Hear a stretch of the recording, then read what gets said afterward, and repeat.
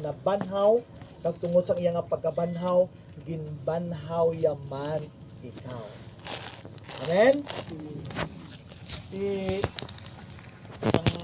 Sang last nga Thursday and Friday dito ako sa may San Joaquin bala sa may basang-basa. Isa ako sa mga speaker sang ilang family camp sang Don Villa kag natudlo gid about family. Kag isa sa mga natakod ko sa ila ang the last minute of of the last days.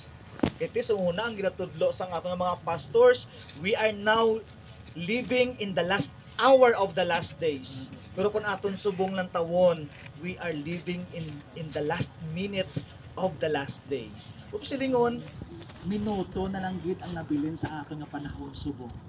No, kung amuning aton ni mabatyagan sa aton nga panahon subong, minuto na lang gid ang nabilin, kag ang Ginoo magabalik na lang liwan.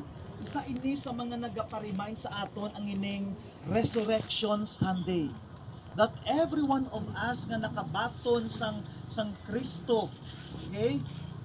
Nagtungod sang iya nga pagkabanhaw, ginbanhaw yaman kita. Ang ining ginhambal diri nga we are hindi na kita longer or subject sa sining decay and death.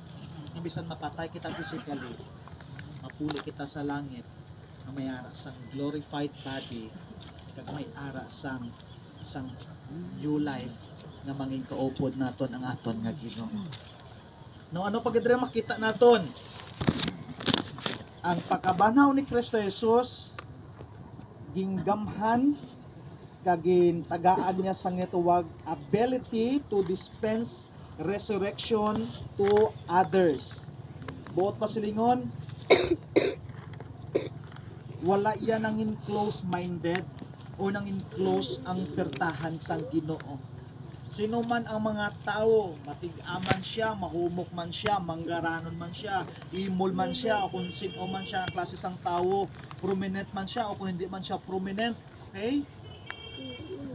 Ginagamhan sila sa Ginoo until such time na mag-abot sa iyang life na makilala yagid ang Ginoo sa iyang and same thing man amo man ang natabo sa aton, no? Kag lain-lain kita sa mga situations, lain-lain kita sa mga ano bala sa mga event